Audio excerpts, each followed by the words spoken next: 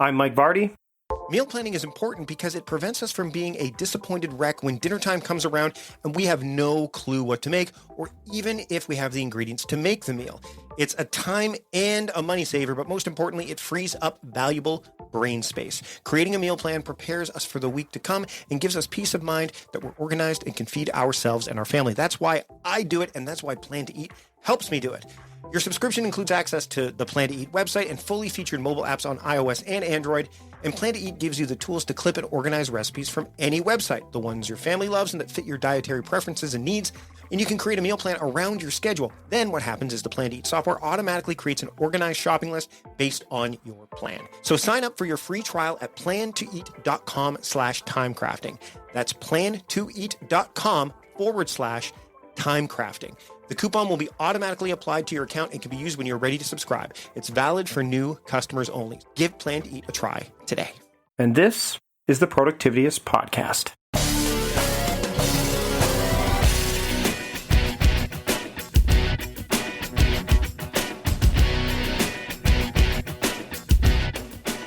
Welcome to the Productivityist Podcast. I am your host, Mike Vardy, and this week on the show, I'm joined by James Sudakow. He is the author of Picking the Low-Hanging Fruit and Other Stupid Stuff we say in the corporate world. We talk about the buzzwords that you may want to avoid that kind of get in the way. We talk about why we use corporate speak in the first place and how that can kind of affect our the way an organization functions as well as the way we function.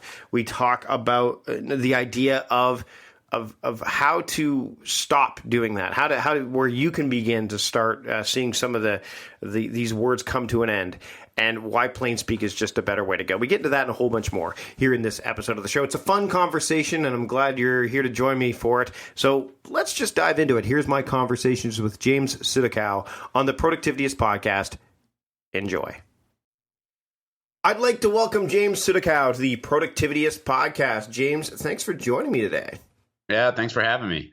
So let's dive into things right away. First off, we're going to talk about productivity. We're going to talk about some of the buzzwords, all those things that are talked about. The weird things that we say, because you've got this book, Picking the Low-Hanging Fruit, and the stupid stuff we say in a corporate world.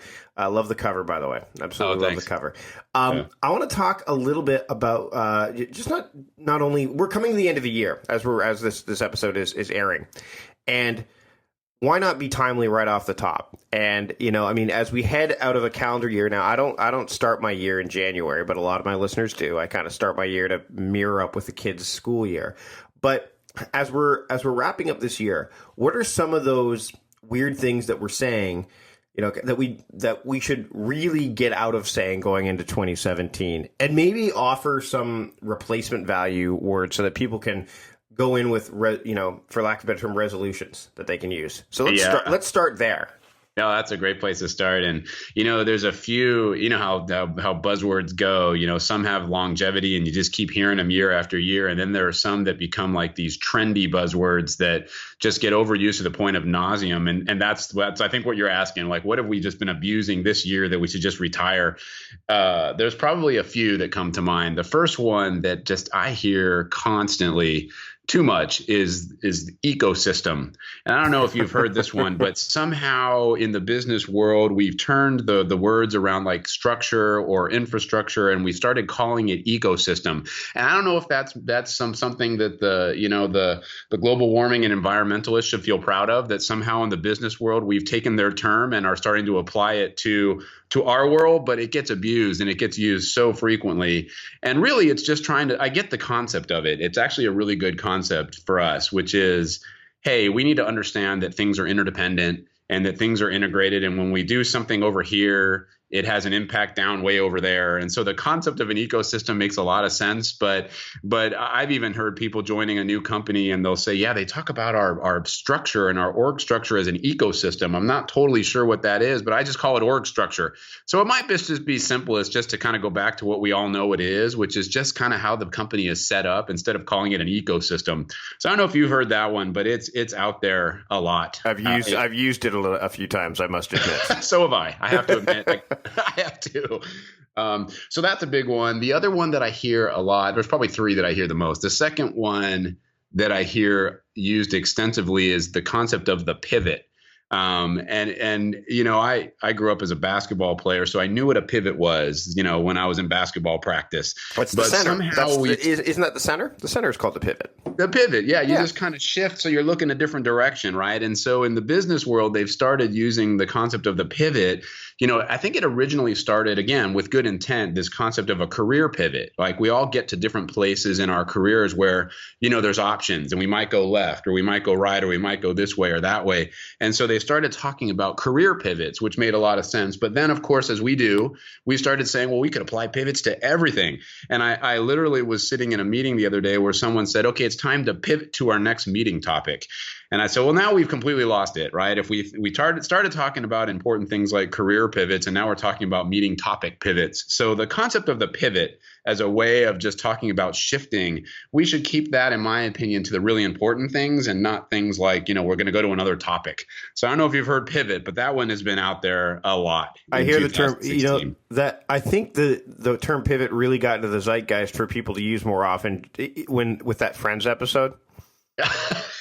You know which one I'm talking about, right? I know exactly which one you're talking about. It became like a word that you would use a little bit more. But I agree, like pivot really is like you said, like shift gears or whatever. And actually, it's funny, as we were talking, anyone who listens to the Patreon edition of the podcast, so Patreon supporters would know that normally I'll say, let's shift gears for a second.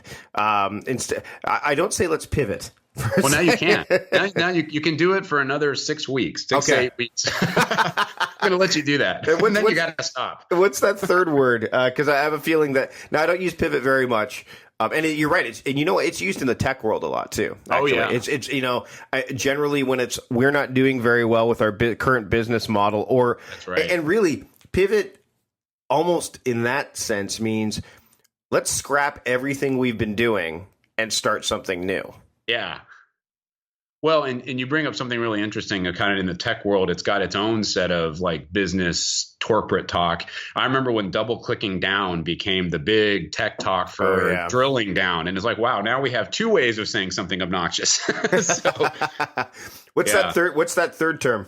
So the third one that and I think it's starting to taper off a little bit, but I saw it just a huge amount earlier in the year, is this concept of reinventing and reimagining. It seems to have become the marketing branding guy's go-to phrase. Like if you remember, there's periods of time where we see the same marketing, branding used everywhere. And there was a period where everybody was reinventing and reimagining everything. And I'll give you a real example. I saw an advertisement on television for motor oil that was being reimagined.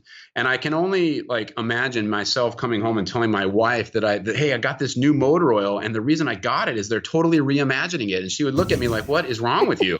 Right? So again, the concept of reimagining and reinventing, I think, has its place, but it's just getting used on things that no one would possibly think about a need to reimagine, right? And so that's my third one that we just got to stop using. And I think it's starting to kind of slow down a bit, but there was a while where it was just everywhere. It's funny, as we're talking about this stuff, and this is what I love getting in these conversations, because a lot of people might say, hey, why is James on your show? Like, I get it, because there's some different but what's because obviously there's some relationships to work and entrepreneurship and all that stuff, but I'm starting to think about this, the term low-hanging fruit in tasks and all that stuff is like the easy stuff, right? Like that's what we generally call it. But when I hear these buzzwords, this terminology that's being used to kind of reimagine, to basically color phrases to make them sound more fantastical or more important than they actually are. We do that with our tasks a lot. We do that with things that are like, things like email is a great example. People, my email. But really, a lot of that's just busy work, right? What about the deeper work? Why do we do that with these words? Like, is it to disguise our lack of awareness? Is it to make us sound more important? Is it those and more? Like, when in your book and in your research, why did you what have you discovered are the reasons that people are kind of using these words or inventing them or making them mean more than they actually should mean? What did you find? Well, it's a great question. And actually, I think what I've found is there, and this might resonate with you. It resonated with me. It just gets abused, right? So what in the business world, no matter how big or small your company is, to your point about email, we are inundated with so much communication, right? There's email, there's text, there's PowerPoints, there's presentations, there's just like a constant barrage of stuff coming at us. And one of the things that I have found is it all starts to blend together, right? I mean, especially if you're getting a ton of it coming at you and all from all different angles, it's really easy to kind of have it all just sound like noise. So what I think people are doing is they're trying to find ways to use language that actually stands out a little bit so people pay attention. You've probably sat through, I know I have, I've sat through thousands of death by PowerPoint presentations, and you look around the room when they're happening and people are on their phones, they're texting, they're kind of like glazing over. And so when people are using some of these, what I call kind of like hyperbolic terms that are just kind of weird, I think the intent, there's a kernel of like goodness in there somewhere, which is we're just trying to kind of have you hear us, cut through the noise. Let us kind of like pay attention to what you're actually saying. And that's good. I think the problem is when everybody gloms onto it and we start pivoting to meeting topics, right? And then we've kind of lost the kernel of value of what was there in trying to speak in ways that kind of resonate with people. And I know this when I was in an internal leadership role before I started my own consulting practice. I would get up and I'd be trying to inspire the functions and the departments that worked for me. And I would try to find interesting ways to kind of keep them engaged. Now, I never used any of these terms. In fact, I kept them engaged by saying I would never say any of these things. But at the same time, it was a way, I think, for people just to try to cut through the noise. And that's what I think people are trying to do. It just gets a little lost when it gets overdone. Yeah, I agree. I think a lot of what happens is, and this is why you see the rise of technologies like Slack and things like that, because it's a different platform. It's a different way of getting them. So instead of using the tried and true method of email, which is being, again, kind of, for lack of a better term, bastardized to be used for other tools such as task management and stuff like that. It's like, okay, how do we as an organization internally get through? I know, let's use instant messaging. We'll use that internally. Right.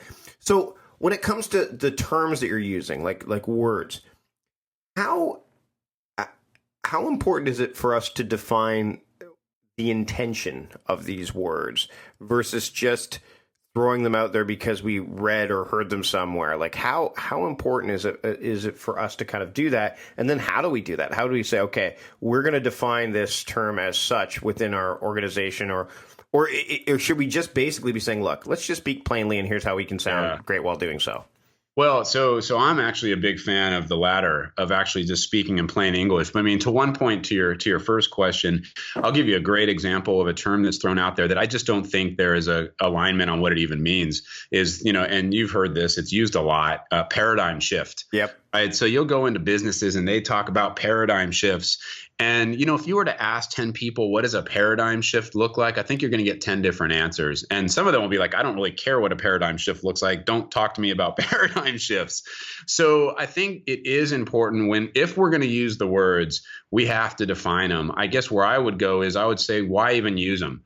Because, especially when leaders are using those words, you've probably seen a lot of the research out there on credibility and common ground and the ability to influence based upon being credible and being perceived as a common person. When we use all these expressions like this, it doesn't actually help the cause to get people to say, hey, I can relate to this guy. Well, because I don't talk that way. And so my lobby would be to stop using it altogether. And I can even give you an example. I was working with a client a few weeks ago, and I was, we were in a brainstorming exercise. So I was writing some stuff up on the flip chart, and I said something in my usual way. It probably had the word stuff in it. And they looked at me and they're like, yeah, that's why we like you, James. You talk like a normal person. Right. And so that was good, because that basically meant they were engaged and what I was saying was resonating, and they weren't sitting there saying, why did this guy talk about wheelhouses or paradigm shifts or other weird stuff? How, because you're talking about getting in the way of credibility, like these phrases, right? Yeah. How do you stop that? Like, other than speaking plainly, and like, do you set the expectation right from the get-go? Because it does waste a lot of time, It does. Like, so how do you do that in an organization where these words are flowing freely that, make little to no sense to someone new to the ecosystem. Yeah. You know, by the way, I have background as doing as a bit of comedy, so I'll do callbacks a lot when it comes to this. So Yeah. it's not me being reductive. It's just me being, so how do you Oh, believe me, I like it. how do you do that in an organization that's already firmly entrenched in using phrases like this? Well, the funny thing, it's a great question. I'm not sure I have a great answer, but what I can give you some thoughts on it. What the funny thing is, organizations get entrenched in language, but I started kind of trying to understand, why are you even entrenched in this language? And if you ask people, why do you use this expression? Many of them just say, because we all use it. And that's kind of the point that you're making. And I can give you an example. One of my most hated expressions is baking people into a process. I don't know why that one just annoys me. It's just such a weird concept. It just means to include, but somehow we've decided we're going to say baking people into a process. So I was actually working with a client of mine, and I sat in a meeting for an hour where I think it was said 7 or 8 times. I came out of that meeting and had to do a presentation, and I used it. Not purposefully, but because it just was proliferating, right? I like rubbed off on me. And so, what I have found actually works, and I actually did this with my first teams that ever reported to me when I started working in the corporate world after I left the business world in Deloitte Consulting. I had a few of my team members basically said to me, you talk kind of funny. And I said, well, I don't want to talk funny. I want to talk like a normal guy. And they said, how about you give us 5 expressions and we'll call you out on them when you say them. And that's what we did. And what was really funny is it became kind of a team building kind of thing. I used them. They used to call me out on them. And eventually I stopped. And we had a good time doing it and actually built a relationship with my team as a result of it. So it was kind of an interesting process. One of your blog posts, I want to share this with people, is your blog post. It's from May of 2016, and it's a new approach to ridding us of stupid corporate lingo. Yeah. And I love it because you're basically tackling that by showing how ridiculous it is. Yeah. You read this open letter. I'm going to link to it in the show. With that. I'm going to link to it in the show notes for sure. But so in this post, and I imagine that this is something like you said, like you just said, you were called out on it. This is one great way to do it. It's just kind of say, look how stupid we're sounding, right? Yeah. Well, and it's funny because the whole kind of joke around that post was, it came to me because I do a lot of change management work with organizations to say, look, how are you going to get people to change behavior or change what they're doing? And one of the biggest mistakes we all make is we speak to people in our language. We don't speak to people in the language that they speak. And I don't mean like foreign languages. I just mean, talk to finance people in numbers because that's that's their language, right?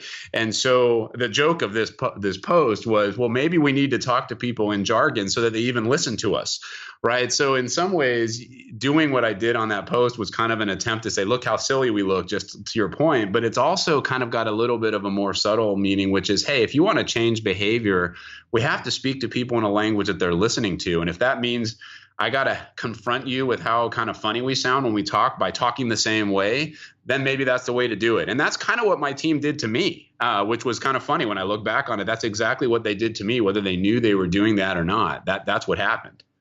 Does language mask larger problems in organizations? You do consulting, which I'll also link to in the show notes.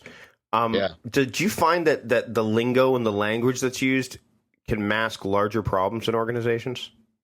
Like, what do you mean? I think it does, but I want to make sure. Again, we get back to that idea of self-importance or making a sound that we're doing really depth work that goes deep. And you've got these fancy words. Well, again, that idea of pivot, right? Like I mentioned right off the top, where it's like, hey, we're going to pivot. Well, that means in the startup world, what we were doing and the product we were making isn't working. So we're going to make a whole new product. Yeah. Which and it sounds more intelligent, than this is just it's common for organizations to pivot in the startup world. So this is just par for the course, as opposed to hold on a second, how did we get here in the first place? So I guess that's what I'm getting at there. Yeah. No, I actually think it does. Actually, it's a mask in many ways, and I don't think people are purposeful about this, but. We all want to sound like we know what we're doing. We all want to sound credible. And so if these are words that help us sound like we either have inside knowledge about something or we know about how something works that others might not, and there's a special term for it, I think people try to use it. It's the same thing as acronyms, right? People kind of show they're in the know or they're in the inside crowd because they use acronyms. And we were doing something with a client not that long ago, and it's an acronym that in our world we use all the time, but we forget that not everybody knows it. It's the WIFM, the what's in it for me, WIIFM. And it was all over the presentation. And one of the ops people finally just raised their hand and said, what is the WIFM? Like, they didn't know what it was. And again, we even made the mistake of overusing an acronym, but it's the same thing as terminology because it's insider knowledge, right? It's, I know what this term means. And then our constant attention span issues in the business world today to shorten stuff, I think that's where some of this also goes to. But I do think it masks something in the fact that not everybody knows what these terms mean. And that was kind of the surprising thing that I found after writing this book. I wrote it mostly as a tongue-in-cheek way of saying, let's stop this because we just sound dumb. But I can't tell you how many people have come up to me and said, I've worked in the business world for a while and I never knew what that term meant. So it was almost like educational for them. So think about it from a productivity perspective. If there are people who don't know what certain terms mean, but yet they feel like they're supposed to, that may have some impact on how effectively they're going to do their work. And I know that was the case for me when I started at Deloitte, and these terms were being hurled around me left, right, and center. And I was looking around like, well, I'm going to keep a poker face, but does everybody else around me know what this stuff means? Because I'm not really sure I'm understanding this, right? So there is an actual basic productivity issue that's going on when we think everybody knows what these terms mean just because they're used frequently doesn't mean everybody actually knows what they mean. Another, I want to get into acronyms here in a minute, but and actually maybe we'll dive into them right now. What the heck? I'm an acronym guy. I like acronyms because, in my world, especially when I'm trying to teach people a new mindset when it comes to task management and time management. Hell, my now year method, the now stands for deal with the things you need to do, decide on the things you ought to do, and do more of what you want to do. So there's something about the stickiness of those. But why? First off, what are the benefits of an acronym that you find? And then when do you think that they get kind of out of control? Yeah, so I think the benefits are in the cases that you've just used. If there's something purposeful to the acronym and it's part of a bigger thing, then I think it makes perfect sense. And actually, I think sometimes they can be quite useful because they're memorable, right? So they kind of create a little bit of a catchiness, right? The whole kind of issue that I was talking about at the beginning of the call, right? How do you stand out above the noise? Sometimes an acronym actually helps you do it if it's purposeful and meaningful, like your example, which I think is great. I think they're a problem when they're just a mechanism to shorten something and when they get overused and not defined, right? So one of the things that I see happening all the time is like, and this is like a made up word, the acronymization of everything. Like right? like KFC, which was Kentucky Fried Chicken. Right. And the reason they took reason they took the C out is because it's not real chicken, maybe? Is that what it is? That might be.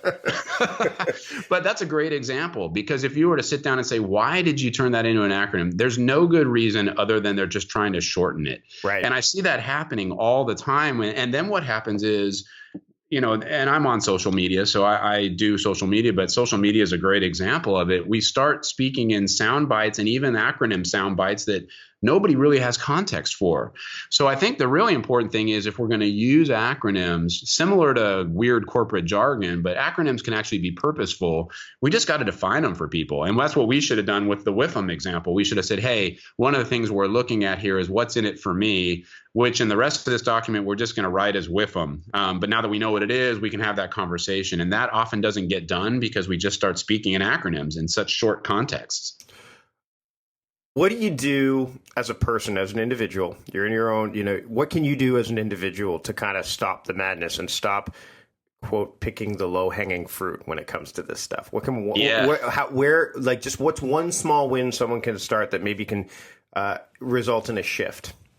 One of the things that I actually did, and it helped me significantly, and it's actually, I've had several others do the same thing, is just when you're making a presentation, and we all do this, we put our presentations together and then we prep and we kind of say, okay, how do I want to talk about this? And how do I want to talk about this? I inevitably found that I was using one of these expressions somewhere in there. And I just consciously said, okay, I'm going to say it differently this time. And I do a lot of facilitation. I do a lot of presentations to people and my clients, and I still do it. I still kind of say, okay, this one, I'm going to logically fall to deliverables, or I'm going to fall to, picking the low hanging fruit, or I'm going to fall into something else. I have to consciously say, this time, this presentation, I'm going to say it in normal language. And then over time, what started to happen with me is the normal language becomes the habit, not the weird corporate jargon language, which has become a habit for all of us, right? And habits are hard to break. It just takes a while to create a new habit. So that's how I've done it. And it's actually worked pretty effectively, to the point where I had to consciously force myself to exchange normal language for corporate jargon for this one expression. And then I did it again for another one. And over time, then it became easier. James, I've had a fantastic time chatting with you today. This has been great. Thanks. That's been a lot of fun. Where can people get, first off, tell people a little bit about your book, and then where else can people find you online? Yeah, so my book is Picking the Low-Hanging Fruit and Other Stupid Stuff We Say in the Corporate World. It's available on Amazon, and it's basically a tongue-in-cheek glossary of some of the most abused terms that we all lob around. We define it, we make literal definitions of it, and it's got some really funny artwork in there. I have a great artist who used to work for Disney who jumped on board with this thing and had a good time writing it with me. And as I said, you can get it on Amazon. You can also go to my website, which is simply jamessudakow.com. And I also do a weekly article for Inc.com. So I do some writing there as well. Awesome. And you're on Twitter as well, right? I am, yes. Even doing occasional shortening of words there as well? Yeah, I'll do it. I do it, and I'll admit to it. Thanks again for joining me this week, James. Yeah, thanks for having me. It's been fun. And that does it for this week's episode. Thanks to James for joining me on the show. You can find all the stuff we talked about either on the blog post where the show notes reside or in the podcast player of choice that you're using where they also reside. Now, there's more stuff that we delivered to our Patreon supporters. My Patreon supporters got an additional 10 minutes, actually almost 11 minutes of content this week. We dove into a few other things that you would only get if you're a Patreon supporter. So head over to patreon.com/productivityist if you'd like to support the show in a monetary fashion. There's lots of perks there and stuff that you can get as well, and as well as additional weekly episodes that are bonus episodes and a whole bunch of cool stuff. So head over to patreon.com/productivityist if you're interested in supporting the show that way. If you can't do that or aren't willing to do that, totally cool. I'd love to get a rating or review of the show in iTunes or wherever you're listening to your podcasts, so that way we can have more people discover the show and I can work on making the show better and better. Thanks to John Polster for producing the show as always. Thanks to all of you for joining me. And until next time, I am Mike Vardy, the founder of Productivityist and host of the Productivityist podcast, reminding you to stop guessing and start going.